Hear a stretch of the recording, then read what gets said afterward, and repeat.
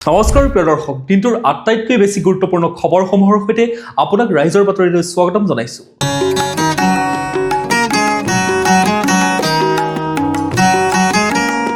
অসমত এতিয়া কি হৈ আছে? এফালে কাৰ্বি আংলঙত বিধ্বংসী জুই জ্বলাই দিয়া হৈছে ইটোৰ পিছত সিটো ঘৰ, আনফালে ৰঙিয়াত এজন যুৱকক গ্ৰেপ্তাৰ। কাৰণটো জানিলে আপুনিও শিয়ৰি উঠিব। ইফালে মুখ্যমন্ত্ৰী হিমন্ত বিশ্ব শৰ্মাৰ পদত্যাগৰ দাবী বিৰোধী। এয়াই নহয়, ৰাজ্যত নিৰ্বাচনৰ দিন ঘোষণাৰ পূৰ্বেই মুখ্যমন্ত্ৰীয়ে দিলে এক বিস্ফোৰক খবৰ। নহয় জনজাতিকৰণ, তেন্তে কেতিয়া? ইফালে জুবিন গাৰ্গৰ হত্যাৰ গোচৰত এয়া কি চলিবলৈ ধৰিছে? 12,000 পৃষ্ঠাৰ চাৰ্জশ্বীট পঢ়িবলৈ চৰকাৰী উকিলক দিয়া হোৱা নাই এটা লেপটপো। চৰকাৰৰ পৰা বিশ্বলৈ আজিৰ দিনটোৰ এনে 15টা খবৰ, যিবোৰে আপোনাৰ বাবে অতি গুৰুত্বপূৰ্ণ। ভিডিঅ'টো শেষলৈকে চাওক, কাৰণ শেষলৈকে পাব আপোনাৰ বাবে বহুকেইটা গুৰুত্বপূৰ্ণ খবৰ। বাতৰি আৰম্ভ কৰাৰ আগতে আপুনি যদি আমাৰ জনমত চেনেলটো ছাবস্ক্ৰাইব কৰি ল'বলৈ পাহৰি গৈছে, অনুগ্ৰহ কৰি চেনেলটো ছাবস্ক্ৰাইব কৰি লওক, লগতে নটিফিকেশ্যন বেল আইকনটো প্ৰেছ কৰি ৰাখক, কাৰণ ইয়াৰ প্ৰতিটো খবৰেই সঁচা আৰু নিৰপেক্ষ। লগতে এটা লাইক কৰি থৈ যাবলৈ নাপাহৰিব। প্ৰিয় দৰ্শক, আজি অসমীয়া পুহ মাহৰ 8 তাৰিখ আৰু ইংৰাজী 24 ডিচেম্বৰ। এতিয়া আহিছোঁ আমি প্ৰথমটো খবৰলৈ। পশ্চিম কাৰ্বি আংলঙত অগ্নিগৰ্ভ পৰিস্থিতি, উচ্ছেদৰ দাবীত উত্তাল পাহাৰ। কাৰ্বি আংলং ভূমিত বৰ্তমান এক উত্তপ্ত তথা অস্থিৰ পৰিৱেশে বিৰাজ কৰিছে। যি ডংকামকাম এতিয়াও পাহাৰীয়া শান্ত পৰিৱেশৰ বাবে জনাজাত আছিল, সেই ভূমি এতিয়া প্ৰতিবাদৰ জুইত দহিবলৈ ধৰিছে। কাৰ্বি স্বায়ত্তশাসিত পৰিষদৰ মুখ্য কাৰ্যবাহী সদস্য তথা বিজেপি নেতা তুলিৰাম ৰংহাঙৰ পিতৃগৃহত উন্মত্ত জনতাই অগ্নিসংযোগ কৰাৰ ঘটনাই জিলাখনৰ নিৰাপত্তা ব্যৱস্থাৰ ফুপুলা স্বৰূপটো উদঙাই দিয়ে। ঘটনাৰ মূল কাৰণ কি আছিল? ভূমি বিবাদ আৰু উচ্ছেদৰ দাবী। বিগত এবছৰ ধৰি কাৰ্বি আংলঙৰ কেইবাটাও সংগঠনে জিলাখনৰ পৰা অনা কাৰ্বি লোকসকলক উচ্ছেদ কৰাৰ দাবীত ধাৰাবাহিক প্ৰতিবাদ চলাই আহিছিল। প্ৰতিবাদকাৰীসকলৰ অভিযোগ যে চৰকাৰী ভূমি নীতি অনুসৰি তেওঁলোকে দাবী জনাই আহিছে যদিও কাৰ্বি স্বায়ত্তশাসিত পৰিষদে তেওঁলোকৰ কথাক গুৰুত্ব দিয়া নাই। প্ৰায় 15 দিন ধৰি চলি থকা এই প্ৰতিবাদৰ অন্তত দেওবাৰে এজন প্ৰতিবাদকাৰীক আৰক্ষীয়ে গ্ৰেপ্তাৰ কৰে। তাৰ পিছতে এই ভয়ংকৰ ৰূপ ধাৰণ কৰে কাৰ্বি আংলঙত। চৰকাৰ আৰু প্ৰশাসনৰ ভূমিকা কি? এই সমগ্ৰ ঘটনাক বিশ্লেষণ কৰিলে দুটা দিশ স্পষ্ট হৈ পৰে। প্ৰশাসনৰ ব্যৰ্থতা, যি সময়ত এটা সংগঠনে 15 দিন ধৰি আন্দোলন চলাই আহিছিল, সেই সময়ত প্ৰশাসনে কোনো কাৰ্যকৰী আলোচনাৰ মাজেৰে সমস্যাটো সমাধান কৰিবলৈ সক্ষম নহ'ল। সময়মতে লোৱা আলোচনাৰ পদক্ষেপে হয়তো আজিৰ এই লংকাকাণ্ড ৰোধ কৰিব পাৰিলেহেঁতেন। আইন হাতত লোৱা প্ৰতিবাদকাৰী, নিজৰ দাবীৰ সপক্ষে মাত মতাটো আমাৰ সকলোৰে গণতান্ত্ৰিক অধিকাৰ, কিন্তু এজন জনপ্ৰতিনিধিৰ বাসগৃহত অগ্নিসংযোগ কৰা বা ৰাজহুৱা সম্পত্তি নষ্ট কৰাটো কেতিয়াও গ্ৰহণযোগ্য নহয়। ই কেৱল পৰিস্থিতিটোক অধিক জটিলহে কৰি তোলে। চৰকাৰী পক্ষৰ যুক্তি, চৰকাৰে এই সন্দৰ্ভত কি কৈছে?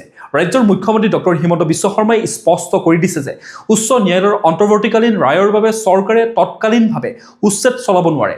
মুখ্যমন্ত্ৰীৰ মতে আদালতৰ নিৰ্দেশ উলংঘা কৰি উচ্ছেদ চলোৱাটো সম্ভৱ নহয়। তেওঁ লগতে দাবী কৰিছে যে আমৰণ অনসৰণকাৰীসকলক গ্ৰেপ্তাৰ কৰা হোৱা নাছিল, বৰঞ্চ তেওঁলোকৰ স্বাস্থ্যৰ খাতিৰতহে চিকিৎসাৰ বাবে অনা হৈছিল।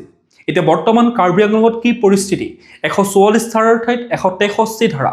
পৰিস্থিতি নিয়ন্ত্ৰণৰ বাবে বৰ্তমান সমগ্ৰ পশ্চিম কাৰ্বি আংলঙত ভাৰতীয় ন্যায় সংহিতাৰ 163 নং ধাৰা জাৰি কৰা হৈছে। 5 জনতকৈ অধিক লোক সমবেত হোৱাত বাধা আৰোপ কৰা হৈছে। ডিজিপি হাৰমিত সিং আৰু মন্ত্ৰী ৰণোজ পেগুৱে ঘটনাস্থলীত উপস্থিত হৈ পৰিস্থিতি চম্ভালিবলৈ চেষ্টা অব্যাহত ৰখা দেখা গৈছে। প্ৰশ্ন হয়, পাহাৰীয়া কাৰ্বি ভূমিৰ এই জ্বলন্ত সমস্যাৰ স্থায়ী সমাধান কি? এফালে ৰাইজৰ আৱেগ আৰু ভূমি অধিকাৰ, আনফালে ন্যায়ালয়ৰ নিৰ্দেশ। এই দুই পক্ষৰ মাজত সমন্বয় ৰক্ষা কৰিব নোৱাৰিলে কাৰ্বি আংলঙত শান্তি পুনৰ ঘূৰাই অনাটো এক প্ৰত্যাহ্বান হৈ পৰিব। আপুনি এই বাতৰিটোৰ ওপৰত কি ভাবে? উচ্ছেদৰ নামত হিংসাত্মক কাৰ্যপন্থা সমৰ্থনযোগ্য হয়নে? আপোনাৰ মতামত কমেণ্ট বক্সত জনাবলৈ নাপাহৰিব। এতিয়া আহিছোঁ আমি পৰৱৰ্তী খবৰটোলৈ। নিৰ্বাচনৰ পূৰ্বে নহয় জনজাতিকৰণ, কাৰ্বি আংলঙৰ উত্তপ্ত পৰিস্থিতিৰ মাজতে মুখ্যমন্ত্ৰীৰ বৃহৎ ঘোষণা। ৰাজ্যত নিৰ্বাচনী বতাহ গৰম হোৱাৰ লগে লগে ৰাজনৈতিক আৰু সামাজিক পৰিৱেশে নতুন মূৰ লৈছে। ডিব্ৰুগড়ৰ এক অনুষ্ঠানত অংশগ্ৰহণ কৰি মুখ্যমন্ত্ৰী ডক্টৰ হিমন্ত বিশ্ব শৰ্মাই আজি কেইবাটাও গুৰুত্বপূৰ্ণ বিষয়ৰ ওপৰত নিজৰ স্পষ্ট স্থিতি প্ৰকাশ কৰা দেখা যায়। 6 জনগোষ্ঠীৰ জনজাতিকৰণৰ পৰা আৰম্ভ কৰি কাৰ্বি আংলঙৰ শেহতীয়া অশান্তি আৰু বাংলাদেশৰ প্ৰসংগই এতিয়া ৰাজ্যজুৰি চৰ্চা লাভ কৰা দেখা গৈছে। 6 জনগোষ্ঠীৰ জনজাতিকৰণ। দীৰ্ঘদিন ধৰি চলি থকা 6 জনগোষ্ঠীৰ জনজাতিকৰণৰ দাবীক লৈ মুখ্যমন্ত্ৰীয়ে আজি স্পষ্ট কৰি দিছে যে আগন্তুক বিধানসভা নিৰ্বাচনৰ পূৰ্বে এই প্ৰক্ৰিয়া সম্পূৰ্ণ হোৱাটো সম্ভৱ নহয়। তেওঁৰ মতে অহা মাহতেই নিৰ্বাচনৰ দিন ঘোষণা হোৱাৰ সম্ভাৱনা আছে। সেয়েহে ইমান কম সময়ৰ ভিতৰত এই জটিল বিষয়টো সমাধান কৰিবলৈ কাৰিকৰীভাৱে সম্ভৱ নহয়। তেওঁ লগতে কয় যে আন্দোলনকাৰীসকলে সিদ্ধান্ত বিচাৰিছিল আৰু সেই সিদ্ধান্ত ইতিমধ্যে দিয়া হৈছে। কাৰ্বি আংলঙত উচ্ছেদক কেন্দ্ৰ কৰি সৃষ্টি হোৱা অগ্নিগৰ্ভৰ পৰিস্থিতি সন্দৰ্ভত মুখ্যমন্ত্ৰীয়ে স্বীকাৰ কৰে যে এইটো এটা অতি স্পৰ্শকাতৰ বিষয়। তুলিৰাম ৰংহাঙৰ বাসগৃহত অগ্নিসংযোগৰ পাছত জিলাখনত এতিয়াও উত্তেজনা বিৰাজ হৈ আছে। যদিও মন্ত্ৰী ৰণোজ পেগুৰ সৈতে আন্দোলনকাৰী সংগঠনসমূহৰ আলোচনা চলিছে, তথাপিও জনসাধাৰণৰ মাজত ক্ষোভ হাম কটা নাই। চৰকাৰে আশ্বাস দিছে যে অতি সোনকালে এক ত্ৰিপাক্ষিক বৈঠকৰ জৰিয়তে এই ভূমি নীতিৰ সমস্যাৰ সমাধান কৰা হ'ব। ইফালে বাংলাদেশৰ সাম্প্ৰতিক অস্থিৰতা আৰু উত্তৰ পূৰ্বাঞ্চলক লৈ চলি থকা চৰ্চাৰ মাজতে মুখ্যমন্ত্ৰীয়ে এক বিতৰ্কিত মন্তব্য আগবঢ়ায়। তেওঁ কয় যে আমাৰ ইয়াত 40% বাংলাদেশী আছে আৰু 10% হ'লে আমি নিজেই বাংলাদেশত অন্তৰ্ভুক্ত হৈ যাম। তেওঁৰ এই মন্তব্যৰ ৰাজ্যৰ ডেমোগ্ৰাফিক পৰিৱৰ্তনক লৈ থকা শংকাটোক পুনৰ উনুকিয়াই দিয়া দেখা যায়। এফালে মহিলা উদ্যমিতা আঁচনিৰ জৰিয়তে হিতাধিকাৰীৰ কাষ চাপিবলৈ চৰকাৰে চেষ্টা চলাইছে, আনফালে জনজাতিকৰণ আৰু ভূমি বিবাদৰ দৰে মৌলিক সমস্যাবোৰে চৰকাৰক অস্বস্তিত পেলোৱা দেখা গৈছে। নিৰ্বাচনী বতৰণি পাৰ হ'বলৈ এই প্ৰত্যাহ্বানবোৰ কেনেদৰে চৰকাৰে গ্ৰহণ কৰে সেয়া সময়হে ক'ব। এতিয়া আহিছোঁ আমি পৰৱৰ্তী খবৰটোলৈ। বাংলাদেশৰ নৃশংস হত্যাকাণ্ডৰ ভিডিঅ' পোষ্ট কৰি ৰঙাঘৰৰ আলহী ৰঙিয়াৰ যুৱক। সমাজত অশান্তি বিয়পোৱাৰ অভিযোগত গ্ৰেপ্তাৰ আৰক্ষী। শেহতীয়াকৈ চুবুৰীয়া দেশ বাংলাদেশত এজন হিন্দু যুৱকক অতি নিৰ্মমভাৱে হত্যা কৰা এটা ভিডিঅ' ছ'চিয়েল মিডিয়াত ভাইৰেল হৈ পৰিছে। এই ঘটনাক লৈ সমগ্ৰ অসমতে তীব্ৰ প্ৰতিক্ৰিয়া চলি থকাৰ মাজতে কামৰূপ জিলাৰ ৰঙিয়াত এজন যুৱকক আৰক্ষীয়ে গ্ৰেপ্তাৰ কৰে। যুৱকজনৰ বিৰুদ্ধে অভিযোগ যে তেওঁ ভয়াৱহ ভিডিঅ'টো ফেচবুক আৰু ইনষ্টাগ্ৰামত শ্বেয়াৰ কৰি আপত্তিজনক মন্তব্য কৰিছিল। আচলতে ঘটনাটো কি আছিল? বাংলাদেশৰ ময়মনসিং জিলাত দীপু চন্দ্ৰ দাস নামৰ এজন যুৱকক একাংশ উত্তেজিত লোকে প্ৰহাৰ কৰি গছত বান্ধি জ্বলাই দিছিল। এই হৃদয়বিদাৰক ঘটনাই অসমৰ মানুহৰ মনত গভীৰ দুখ আৰু ক্ষোভ দিছে। এই পৰিস্থিতিৰ মাজতে ৰঙিয়াৰ ৩ নং ৱাৰ্ডৰ বাসিন্দা মহম্মদ ছেইফ আখতাৰ আলীয়ে, যাক বহুতে বুল্লু চাইৱালা বুলি জানে, নিজৰ ছ'চিয়েল মিডিয়া একাউণ্টত এই ভিডিঅ'টো দি কিছুমান বিতৰ্কিত মন্তব্য কৰিছিল। স্থানীয় হিন্দুত্ববাদী সংগঠনসমূহৰ মতে ছেইফ আখতাৰৰ এই পোষ্টটোৱে এটা বিশেষ সম্প্ৰদায়ৰ ধৰ্মীয় অনুভূতিত আঘাত দিছে আৰু সমাজত অশান্তি সৃষ্টি কৰাৰ চেষ্টা কৰিছে। ইয়াৰ পিছতে ৰাষ্ট্ৰীয় বজৰং দল আৰু আন্তঃৰাষ্ট্ৰীয় হিন্দু পৰিষদে ৰঙিয়া থানাত এখন এজাহাৰ দাখিল কৰে আৰু আৰক্ষীয়ে বিষয়টো গুৰুত্ব বুজি তৎক্ষণাত এটা গোচৰ ৰুজু কৰে আৰু যুৱকজনক গ্ৰেপ্তাৰ কৰি তদন্ত প্ৰক্ৰিয়া আৰম্ভ কৰিছে। এতিয়া আহিছোঁ আমি পৰৱৰ্তী খবৰটোলৈ। জুবিন গাৰ্গৰ হত্যাকাণ্ডৰ বিচাৰত চৰকাৰৰ অৱহেলা। 12,000 পৃষ্ঠাৰ চাৰ্জশ্বীট পঢ়িবলৈ উকিলক দিয়া হোৱা নাই এটা লেপটপো। অসমবাসীৰ হিয়াৰ আমঠু যুগান্তৰ শিল্পী জুবিন গাৰ্গৰ মৃত্যুৰ গোচৰক লৈ এতিয়া সমগ্ৰ ৰাজ্যতে তীব্ৰ চৰ্চা চলিছে। সোমবাৰে এই গোচৰৰ প্ৰথমটো শুনানি সত্ৰ ন্যায়াধীশৰ আদালতত অনুষ্ঠিত হয়। কিন্তু এই শুনানিৰ পাছতে কিছুমান এনে ভয়ংকৰ তথ্য পোহৰলৈ আহিছে, যিয়ে চৰকাৰৰ সদিচ্ছাক লৈ প্ৰশ্ন উত্থাপন কৰিছে। 12,000 পৃষ্ঠাৰ চাৰ্জশ্বীট আৰু মাত্ৰ এজন উকিল। জুবিন গাৰ্গৰ হত্যাৰ গোচৰটো কিমান ডাঙৰ সেয়া ইয়াৰ চাৰ্জশ্বীটখন দেখিলেই বুজিব পাৰি। আৰক্ষীয়ে আদালতত দাখিল কৰা এই চাৰ্জশ্বীটখন প্ৰায় 12,000 পৃষ্ঠাৰ। কিন্তু আচৰিত কথাটো হ'ল যে চৰকাৰী পক্ষৰ পৰা এই গোটেই গোচৰটো চম্ভালিবলৈ মাত্ৰ এজন উকিলহে নিয়োগ কৰা হৈছে। 10 দিনৰ ভিতৰত ইমান বিশাল এখন চাৰ্জশ্বীট সূক্ষ্মভাৱে পঢ়ি গোচৰটো আগবঢ়াই নিয়াটো এজন মানুহৰ কাৰণে জানো সম্ভৱ? এইটো এটা অসম্ভৱ কথা। প্ৰশাসনৰ পুতৌ লগা অৱস্থা। নাই এটা কম্পিউটাৰ, এটা লেপটপ। সদৌ অসম উকিল সন্থাই অভিযোগ কৰিছে যে চৰকাৰী উকিলজনক চাৰ্জশ্বীটৰ এটা পেনড্ৰাইভ কপি দিছে ঠিকেই, কিন্তু সেইটো পঢ়িবলৈ এটা লেপটপ বা কম্পিউটাৰ যোগান ধৰা নাই। এজন চৰকাৰী উকিলে ব্যক্তিগত কম্পিউটাৰৰ অভাৱত 12,000 পৃষ্ঠা কেনেকৈ পৰীক্ষা কৰিব? তাক লৈ এতিয়া তীব্ৰ প্ৰতিক্ৰিয়াৰ সৃষ্টি হৈছে ৰাজ্যত। উকিল সন্থাৰ দাবী ফাষ্টেগ আদালতত দিব লাগে। সদৌ অসম উকিল সন্থাই শংকা প্ৰকাশ কৰিছে যে যদি চৰকাৰে ইমান ঢিলাকৈ গোচৰটো চলায় তেন্তে জুবিন গাৰ্গে কেতিয়াও সঠিক ন্যায় নাপাব। তেওঁলোকৰ দাবী গোচৰটোৰ প্ৰথমটো দাবী হৈছে গোচৰটোৰ বিচাৰ ফাষ্টেগ আদালতত হ'ব লাগে। দ্বিতীয়টো হৈছে এজন উকিল নহয় 10-12জন সুদক্ষ অধিবক্তাৰ এটা বিশেষ দল চৰকাৰে নিয়োগ কৰিব লাগে। অসমৰ জনসাধাৰণে জুবিন গাৰ্গৰ মৃত্যুৰ উচিত বিচাৰ বিচাৰিছে। চৰকাৰে এই স্পৰ্শকাতৰ বিষয়টো গুৰুত্ব সহকাৰে ল'বনে, নে লেপটপ আৰু পৰ্যাপ্ত উকিলৰ অভাৱত অভিযুক্ত সাৰি যাব? এতিয়া আহিছোঁ আমি পৰৱৰ্তী খবৰটোলৈ। পৰম্পৰা আৰু আৱেগৰ মিলন। পুনৰ হাজোত উৰিব বুলবুলি। চলিব ঐতিহাসিক বুলবুলি চৰাই যুঁজ। অসমীয়া সংস্কৃতিৰ প্ৰাণকেন্দ্ৰ তীৰ্থনগৰী হাজো এতিয়া উৎসৱমুখৰ। কিয়নো হাজোবাসীৰ আৱেগৰ সৈতে জড়িত ঐতিহাসিক বুলবুলি চৰাইৰ খেল পুনৰ অনুষ্ঠিত হ'বলৈ সাজু হৈছে। আহোম স্বৰ্গদেউ প্ৰমত্ত সিংহৰ দিনৰ পৰাই চলি অহা এই পৰম্পৰাই হাজোৰ হয়গ্ৰীৱ মাধৱ মন্দিৰৰ বাকৰিত আকৌ এবাৰ প্ৰাণ পাই উঠিব। 9 বছৰ বিৰতিৰ পাছত নতুন আশা। 2014 চনত প্ৰকৃতিপ্ৰেমী সংগঠনৰ আবেদনৰ ভিত্তিত উচ্চতম ন্যায়ালয়ে এই খেল বন্ধ কৰাৰ নিৰ্দেশ দিছিল। ইয়াৰ ফলত সুদীৰ্ঘ 9 বছৰ ধৰি হাজোবাসীয়ে এই ঐতিহাসিক পৰম্পৰাৰ পৰা বঞ্চিত হৈ আহিছিল। কিন্তু 2024 বৰ্ষত চৰকাৰী নিয়ম SOP মানি পুনৰ এই খেল আৰম্ভ কৰা হয়, য'ত স্বয়ং মুখ্যমন্ত্ৰী হিমন্ত বিশ্ব শৰ্মাই উপস্থিত থাকি খেলখন উপভোগ কৰা দেখা গৈছিল। 2026 চনৰ বাবে হাজোবাসীৰ ব্যাপক প্ৰস্তুতি, অহা মাঘ বিহুৰ সময়ত যাতে কোনো বাধা নোহোৱাকৈ এই খেল অনুষ্ঠিত কৰিব পাৰি তাৰ বাবে এতিয়াৰে পৰা প্ৰস্তুতি তুংগত উঠিছে। ইতিমধ্যে এখন খেল পৰিচালনা সমিতিও গঠন কৰা হৈছে। এবাৰ চৰকাৰী নীতি নিৰ্দেশনা সম্পূৰ্ণৰূপে পালন কৰিবলৈ চৰাইবোৰৰ যাতে কোনো অনিষ্ট নহয় সেই বিষয়টোত বিশেষ গুৰুত্ব দিয়া হৈছে।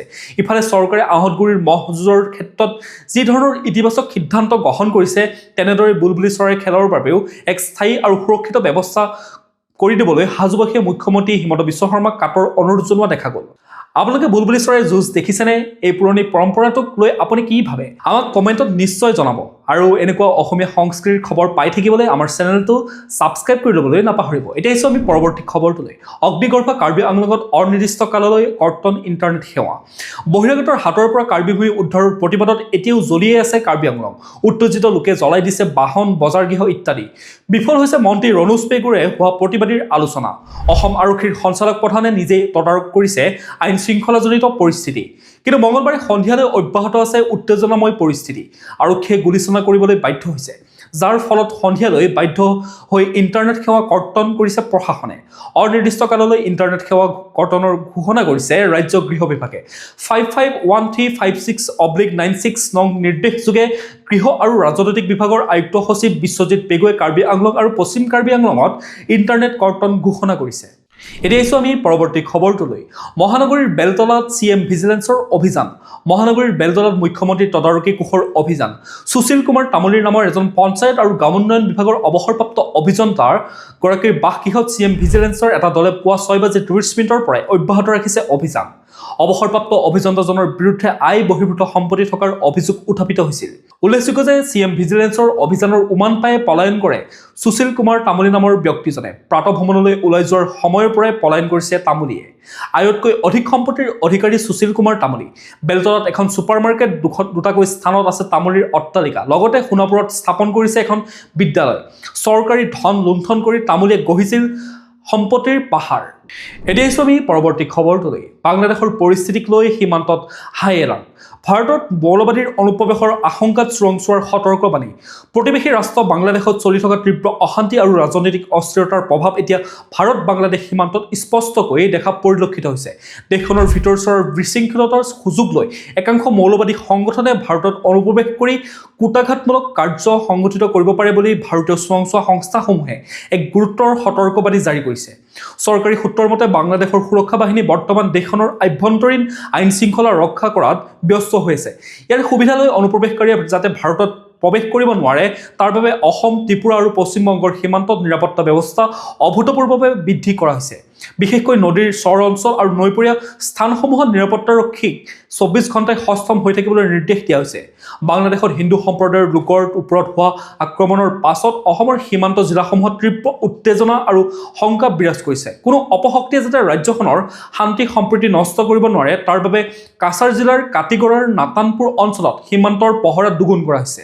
ইফালে দক্ষিণ শালমাৰাৰ মানকাছাৰ এই জিলাৰ সীমান্তৱৰ্তী অঞ্চলসমূহত দিনে নিশাই নিৰাপত্তাৰক্ষীৰ পহৰা দিয়াৰ ব্যৱস্থা কৰা হৈছে। বাংলাদেশৰ এই অস্থিৰতাই কেৱল নিৰাপত্তাৰ প্ৰত্যাহ্বানেই নহয়, বৰঞ্চ উত্তৰ পূৰ্বাঞ্চলৰ আন্তঃগাঁথনি, সামাজিক শান্তিৰ প্ৰতিও এক শংকাৰ সৃষ্টি কৰিছে। এতিয়া আহিছোঁ আমি পৰৱৰ্তী খবৰটোলৈ। কাৰ্বি আংলঙৰ পৰিস্থিতি বিজেপি চৰকাৰৰ স্বেচ্ছাচাৰিতাৰ পৰিণতি। অখিল গগৈৰ অভিযোগ। কাৰ্বি আংলঙৰ পৰিস্থিতি সন্দৰ্ভত আজি এক সংবাদমেল সম্বোধন কৰে বিধায়ক অখিল গগৈয়ে। সংবাদমেলৰ জৰিয়তে তেওঁ জনায় যে যোৱা নিশা 1 বজাতে ৰাইজৰ দলে মুখ্যমন্ত্ৰীলৈ স্মাৰক পত্ৰ প্ৰেৰণ কৰিছিল। স্মাৰক পত্ৰৰ জৰিয়তে ৰাইজৰ দলে অতি শীঘ্ৰে কাৰ্বি আংলঙৰ পৰিস্থিতি নিয়ন্ত্ৰণ কৰিবলৈ অনুৰোধ জনাইছিল, যাতে স্বায়ত্তশাসিত জিলাখনৰ জনসাধাৰণ আৰু সম্পত্তি কোনো ধৰণৰ ক্ষতি নহয়। কিন্তু এই ক্ষেত্ৰত ৰাজ্য চৰকাৰ বিফল বুলি সংবাদমেলৰ জৰিয়তে ক্ষোভ উজাৰে অখিল গগৈয়ে। তাৰোপৰি শ্ৰী গগৈয়ে কয় যে আজি কাৰ্বি আংলঙৰ যি পৰিস্থিতি সেয়া বিজেপি চৰকাৰৰ স্বেচ্ছাচাৰিতাৰ পৰিণতি। এই ক্ষেত্ৰত গৃহ বিভাগ সম্পূৰ্ণ ব্যৰ্থ হৈছে। লগতে ৰাইজৰ দলে গৃহমন্ত্ৰী হিমন্ত বিশ্ব শৰ্মাক পদত্যাগৰ দাবী জনায়। ৰাইজৰ দলে মুখ্যমন্ত্ৰীলৈ প্ৰেৰণ কৰা স্মাৰক পত্ৰত উল্লেখ কৰিছে যে খেৰণী বজাৰত চলা তাণ্ডৱ আৰু কাৰ্বি আংলং স্বায়ত্তশাসিত পৰিষদৰ মাননীয় মুখ্য কাৰ্যবাহী সদস্য তুলিৰাম ৰংহাং ডাঙৰীয়াৰ বাসগৃহত অগ্নিসংযোগ কৰা দৃশ্যসমূহ দেখি আমি মৰ্মাহত আৰু হতাশ হৈছোঁ। জানিব পৰা মতে এই ঘটনাই জিলাখনৰ শান্তি শৃংখলা বিঘ্নিত কৰাৰ লগতে জনগোষ্ঠীয় সংঘাতৰ সম্ভাৱনা কঢ়িয়াই আনিছে। সেয়েহে মই আপোনাক মুখ্যমন্ত্ৰী এই পৰিস্থিতি অতি সোনকালে নিয়ন্ত্ৰণ কৰিবলৈ কাটৰ অনুৰোধ জনাইছোঁ যাতে স্বায়ত্তশাসিত জিলাখনৰ জনসাধাৰণ আৰু সম্পত্তিৰ কোনো ধৰণৰ ক্ষয় ক্ষতি নহয়। বিগত কেইবছৰমান ধৰি ৰাজ্যখনত এনেধৰণৰ পৰিস্থিতি নিয়ন্ত্ৰণত আছিল, কিন্তু এই ঘটনাই এক ভয়ংকৰ পৰিস্থিতিৰ আগজাননী দিছে। কাৰ্বি আংলং স্বায়ত্তশাসিত পৰিষদৰ জিলাসমূহৰ শান্তি আৰু আইন শৃংখলাৰ স্বাৰ্থত যিকোনো মূল্যৰ বিনিময়ত এই পৰিস্থিতি নিয়ন্ত্ৰণ আৰু সমাধান কৰা উচিত। এতিয়া আহিছোঁ আমি পৰৱৰ্তী খবৰটোলৈ। যিসকলে প্ৰতিবাদ কৰিছে তেওঁলোকৰ ওপৰত অন্যায় নকৰিব, গৌৰৱ গগৈ। গণতান্ত্ৰিক দেশৰ ভিতৰত প্ৰতিবাদ কৰাটো প্ৰত্যেকগৰাকী অসমীয়াৰ সাংবিধানিক অধিকাৰ, কিন্তু কেতিয়াও প্ৰতিবাদৰ সময়ত হিংসা চৰকাৰৰ ফালৰ পৰাই বা প্ৰতিবাদ কৰা মানুহৰ পৰা আমি চাবলৈ নিবিচাৰোঁ। পশ্চিম কাৰ্বি আংলঙৰ উত্তপ্ত পৰিস্থিতিৰ সন্দৰ্ভত এইদৰে মন্তব্য কৰিলে প্ৰদেশ কংগ্ৰেছৰ সভাপতি তথা সাংসদ গৌৰৱ গগৈয়ে। মঙলবাৰে লখিমপুৰত এক সংবাদমেল সম্বোধন কৰি কাৰ্বি আংলঙৰ ঘটনাক লোকতন্ত্ৰৰ প্ৰতি ভাবুকি বুলি কোৱাৰ লগতে ঘটনাটোত কংগ্ৰেছ দলে অত্যন্ত দুখ প্ৰকাশ কৰে। কাৰ্বি আংলঙত শান্তিৰ বাতাবৰণৰ কামনা কৰে গৌৰৱ গগৈয়ে। তেওঁ লগতে কয় যে মই প্ৰদেশ কংগ্ৰেছৰ সভাপতি হিচাপে কাৰ্বি আংলঙৰ ভিতৰত শান্তিৰ আহ্বান জনাইছোঁ। চৰকাৰক অনুৰোধ জনাই গৌৰৱ গগৈয়ে কয় যে যিসকলে প্ৰতিবাদ কৰি আছে তেওঁলোকৰ ওপৰত অন্যায় নকৰিব। যিসকলে আগতে প্ৰতিবাদ কৰি আছে তেওঁলোকে অনশন কৰি আছিল। আমি যি তথ্যসমূহ পালোঁ যে এখন সভা হোৱাৰ কথা আছিল, সভাখন নহ'লগৈ। চৰকাৰকো আমি অনুৰোধ জনাইছোঁ যে এনেকুৱা এটা কাম নকৰিব যি কামেৰে প্ৰতিবাদকাৰীসকলক উচতনি দিয়া হয়। প্ৰতিবাদকাৰীৰ দায়িত্ব হ'ল দাবী কৰা, চৰকাৰৰ দায়িত্ব হ'ল দাবী শুনিব লাগে। এতিয়া জানি লওঁ আহক আজিৰ দিনটোৰ বতৰৰ বতৰা। ভাৰতীয় বতৰ বিজ্ঞান কেন্দ্ৰৰ তথ্য অনুসৰি 24 ডিচেম্বৰ বুধবাৰৰ দিনটো অসমৰ বতৰ দিনৰ ভাগত ফৰকাল আকাশৰ সৈতে দেখা যাব যদিও মৃদু বতাহৰ বাবে শীতৰ প্ৰকোপ বৃদ্ধি হোৱাৰ সম্ভাৱনা আছে। দিনটোৰ সৰ্বোচ্চ তাপমাত্ৰা 25 ডিগ্ৰী চেলছিয়াছ হ'ব আৰু ৰাতিৰ সৰ্বনিম্ন তাপমাত্ৰা 11 ডিগ্ৰী চেলছিয়াছ হ'ব। সূৰ্যোদয় হ'ব পুৱা 6:07 আৰু সূৰ্যাস্ত হ'ব আবেলি 4:34। এতিয়া আছোঁ আমি ৰাষ্ট্ৰীয় গুৰুত্বপূৰ্ণ খবৰসমূহৰ মাজলৈ। বিজেপিয়ে সংবিধান বিলোপ কৰিব বিচাৰিছে। জাৰ্মানীত ৰাহুল গান্ধীৰ বিস্ফোৰক মন্তব্য উভতি ধৰিলে বিজেপিয়ে। কংগ্ৰেছ নেতা ৰাহুল গান্ধীয়ে বৰ্তমান জাৰ্মানী ভ্ৰমণৰ সময়ত কেন্দ্ৰীয় চৰকাৰ আৰু বিজেপিৰ বিৰুদ্ধে গুৰুতৰ অভিযোগ উত্থাপন কৰা দেখা যায়। বাৰ্লিনৰ হাৰ্টি স্কুলত ভাষণ দি তেওঁ কয় যে বিজেপিয়ে ভাৰতৰ সংবিধান বিলোপ কৰাৰ প্ৰস্তাৱ আগবঢ়াইছে। গান্ধীৰ মতে দেশৰ গণতান্ত্ৰিক প্ৰতিষ্ঠানসমূহক চৰকাৰে নিজৰ ৰাজনৈতিক স্বাৰ্থৰ বাবে অস্ত্ৰ হিচাপে ব্যৱহাৰ কৰি আহিছে। ৰাহুল গান্ধীৰ অভিযোগসমূহ এনেধৰণৰ। প্ৰথমটো অভিযোগ হৈছে যে সংবিধানৰ ওপৰত আক্ৰমণ। বিজেপিয়ে ভাষা, ধৰ্ম আৰু ৰাজ্যৰ মাজত থকা সমতাৰ ধাৰণা নাইকিয়া কৰিব বিচাৰিছে। প্ৰতিষ্ঠানিক দখল, নিৰ্বাচনী যন্ত্ৰৰ পৰা আৰম্ভ কৰি দেশৰ প্ৰতিটো গুৰুত্বপূৰ্ণ প্ৰতিষ্ঠান এতিয়া চৰকাৰৰ নিয়ন্ত্ৰণত। তেওঁ কয় যে বিৰোধীয়ে কেৱল এটা দলৰ বিৰুদ্ধে নহয়, বৰঞ্চ দখল কৰি লোৱা প্ৰতিষ্ঠানিক গাঁথনিৰ বিৰুদ্ধেহে যুঁজিছে। বিশ্বৰ সম্পদ, ভাৰতীয় গণতন্ত্ৰক বিশ্বৰ সম্পদ বুলি অভিহিত কৰি তেওঁ কয় যে ইয়াৰ ওপৰত হোৱা আক্ৰমণ মানে বিশ্বৰ গণতন্ত্ৰৰ ওপৰত আক্ৰমণ। ৰাহুল গান্ধীৰ এই মন্তব্যৰ পিছতেই জাঙুৰ খাই উঠিল বিজেপি। দলৰ মুখপাত্ৰ প্ৰদীপ ভাণ্ডাৰীয়ে অভিযোগ কৰিছে যে ৰাহুল গান্ধীয়ে বিদেশৰ মাটিত ভাৰতৰ এক নেতিবাচক ছবি দাঙি ধৰিছে। বিজেপিৰ মতে যিসকলে দেশক ভাল পায় তেওঁলোকে কেতিয়াও ভাৰতৰ বিফল হোৱাটো কামনা নকৰে। আনহাতে প্ৰাক্তন মুখ্যমন্ত্ৰী বাসৱৰাজ বুম্মায়ে কয় যে ভাৰতত ৰাহুলৰ কথা কোনো মূল্য নাই বাবে তেওঁ বিদেশলৈ গৈ এনে ভিত্তিহীন কথাবোৰ কৈ থাকে। এতিয়া আহিছোঁ আমি পৰৱৰ্তী খবৰটোলৈ। ভাৰত বাংলাদেশ সম্পৰ্কত নতুন মূৰ। 10 দিনৰ ভিতৰত দ্বিতীয়বাৰৰ বাবে ভাৰতীয় উচ্চায়ুক্তক তলব কৰিলে বাংলাদেশে। ভাৰত আৰু বাংলাদেশৰ সম্পৰ্ক এতিয়া তেনেই পাতল সূতাৰ ওপৰত থকা যেন অনুভৱ হৈছে। আজি ঢাকাত ভাৰতীয় উচ্চায়ুক্ত প্ৰণয় বাৰ্মাক পুনৰ তলব কৰিছে বাংলাদেশৰ বৈদেশিক মন্ত্ৰালয়ে। মাত্ৰ 10 দিনৰ ভিতৰত এয়া দ্বিতীয়টো ঘটনা। বাংলাদেশ চৰকাৰে অভিযোগ কৰিছে যে দিল্লী আৰু শিলিগুৰিৰ মাজত থকা তেওঁলোকৰ দূতাবাসসমূহৰ নিৰাপত্তা সুৰক্ষিত নহয়। হিন্দু যুৱক দীপু দাসৰ হত্যাকাণ্ডক লৈ ভাৰতত হোৱা প্ৰতিবাদৰ পাছতে বাংলাদেশে এই পদক্ষেপ গ্ৰহণ কৰিছে। ইপিনে দিল্লী আৰু শিলিগুৰিত ভিছা সেৱা বন্ধ কৰি দিয়া হৈছে। বৈঠকৰ অন্তত সাংবাদিকৰ সৈতে হোৱা কথা বতৰাত বাৰ্মাই দুয়োখন দেশৰ মাজৰ সম্পৰ্কৰ শক্তিশালী আৰু গভীৰতাৰ ওপৰত গুৰুত্ব আৰোপ কৰা হয় বুলি উল্লেখ কৰে। ইপিনে ভাৰতৰ সকলো বাংলাদেশী কূটনৈতিক প্ৰতিষ্ঠানৰ নিৰাপত্তা বৃদ্ধিৰ বাবে তাৎক্ষণিক পদক্ষেপ লোৱা হৈছে বুলি মন্ত্ৰালয়ে আশ্বাস দিয়ে। এতিয়া আহিছোঁ আমি খেল জগতৰ খবৰসমূহৰ মাজলৈ। আন এক অভিলেখ সৃষ্টি স্মৃতি মান্দানাৰ। বিশাখাপট্টনমত দেওবাৰে অনুষ্ঠিত 5খন মেচৰ T20 শৃংখলাৰ প্ৰথমখন মেচত শ্ৰীলংকাৰ বিৰুদ্ধে ভাৰতীয় মহিলা দল 8 উইকেটত জয়লাভ কৰে। এই মেচখনত ভাৰতীয় অপেনাৰ স্মৃতি মান্দানাই ইতিহাস সৃষ্টি কৰি এক অনন্য কৃতিত্ব অৰ্জন কৰে। এই কৃতিত্ব অৰ্জন কৰা প্ৰথমগৰাকী বেটাৰ হিচাপে পৰিগণিত মান্দানা। উল্লেখযোগ্য যে মহিলা T20 ফৰ্মেটত 4000 ৰান সংগ্ৰহ কৰা প্ৰথমগৰাকী ভাৰতীয় বেটাৰ হিচাপে পৰিগণিত হয় স্মৃতি মান্দানা। 177খন T20 মেচত 4716 ৰান সংগ্ৰহ কৰা নিউজিলেণ্ডৰ চুজি বেটছৰ পিছত এই কৃতিত্ব অৰ্জন কৰা বিশ্বৰ দ্বিতীয়গৰাকী বেটাৰ হিচাপে পৰিগণিত হৈছে মান্দানা। এতিয়া আহিছোঁ আমি আন্তঃৰাষ্ট্ৰীয় গুৰুত্বপূৰ্ণ খবৰসমূহৰ মাজতে ইতিহাস হ'ব 400 বছৰীয়া ডাক সেৱা ডিজিটেল যুগৰ ধামখুমীয়া ডেনমাৰ্কত বন্ধ হ'ল পোষ্ট অফিচ সময়ৰ সোঁতত সকলো সলনি হয় এতিয়া ইমেইল হোৱাটছএপ ইনষ্টেণ্ট মেছেজিং এপত অভ্যস্ত পৃথিৱীত লাহে লাহে হেৰাই গৈছে চিঠি লিখাৰ পৰম্পৰা এই ডিজিটেল বিপ্লৱৰ বাবে ইউৰোপৰ উন্নত দেশ ডেনমাৰ্কে গ্ৰহণ কৰিছে এক ঐতিহাসিক তথা মৰ্মান্তিক সিদ্ধান্ত দেশখনে তেওঁলোকৰ 400 বছৰীয়া চৰকাৰী ডাক সেৱা সম্পূৰ্ণৰূপে বন্ধ কৰাৰ কথা ঘোষণা কৰিছে ডেনমাৰ্কৰ চৰকাৰী ডাক সেৱা সংস্থা পোষ্ট নৰ্ডৰ অহা 30 ডিচেম্বৰৰ পৰা ইতিহাস হৈ পৰিব 1624 চনত আৰম্ভ হোৱা এই ডাক সেৱা ব্যৱস্থাই সুদীৰ্ঘ 410 বছৰ ধৰি দেশখনৰ যোগাযোগৰ মূল মাধ্যম হৈ আছিল কিন্তু এতিয়া ইণ্টাৰনেটৰ যুগত ইয়াৰ প্ৰাসংগিকতা একেবাৰে নাইকিয়া হৈ পৰিছে চৰকাৰী তথ্য অনুসৰি যোৱা কেইবছৰমানত ডেনমাৰ্কত চিঠিপত্ৰৰ আদান প্ৰদান প্ৰায় 90% পৰ্যন্ত হ্ৰাস পাইছে মানুহে এতিয়া ডাকঘৰলৈ যোৱাৰ পৰিৱৰ্তে স্মাৰ্টফোনতে সকলো কাম কৰে এনে এক লোকচানমুখী আৰু অপ্ৰাসংগিক হৈ থকা বিভাগ চলাই থকাটো চৰকাৰৰ বাবে সম্ভৱ নহয়